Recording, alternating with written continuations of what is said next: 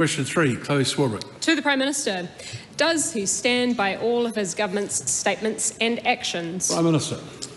Yes, and especially this government's action to enable more energy investment and to fight climate change. We need more gas and more renewable energy if we want to fight climate change and grow our economy. And now our government is taking action to achieve exactly that. We are ending the broken ban on offshore gas exploration. We are bringing in fast track to enable more investment in renewables. And we won't beat climate change by importing more coal from offshore while making it so hard to build a new wind farm or a solar farm. So I'd say to that member, if she's sick of the bumper stickers and slogans and actually wants to fight climate change, get on board. Does he stand by his statement, quote, "We know that the promise and the obligations of the treaty were not upheld by the Crown," end quote? And if so, can he outline what those promises and obligations are by defining Article 1 of Te Tiriti o Waitangi? Again, in answer to the first part of the question, yes.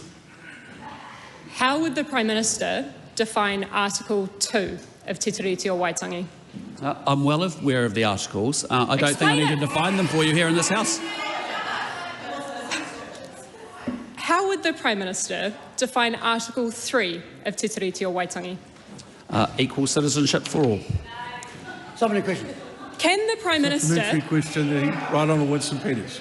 And we'll hear it in silence.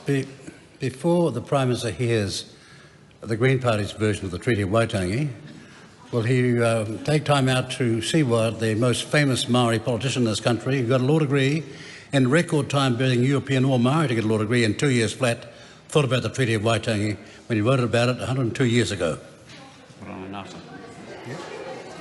Prime Minister, want to answer that question? That was a question, I think. Oh, sorry, that was a question? Yeah. Look, I often have the history of Aparana Ngata quoted to me by the Right Honourable Member.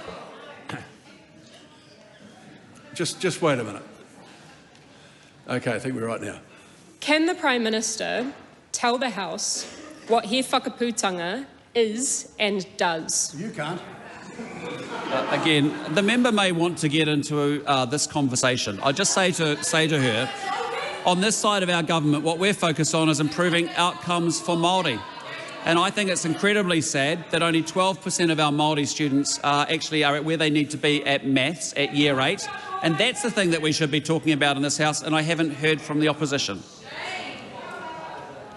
Should New Zealanders watching be concerned that their Prime Minister is demonstrating a clear lack of understanding about the founding documents of this nation's constitution while progressing legislation at an unprecedented pace to undermine it? Before I call the Prime Minister, I just point out the member's question asks, does he stand by his government's statements and actions?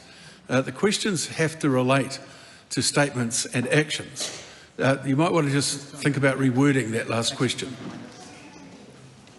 Should New Zealanders watching be concerned that their Prime Minister is demonstrating such a clear lack of understanding about this nation's founding documents while progressing legislation, i.e. this government's actions, at pace to undermine that very constitution? What New Zealanders watching will actually see a government that is focused on the things that they care about. They want us to fix the cost of living, they want us to restore law and order, and they want us to deliver better health and education. And if they're watching, that's what they'll be seeing through this House.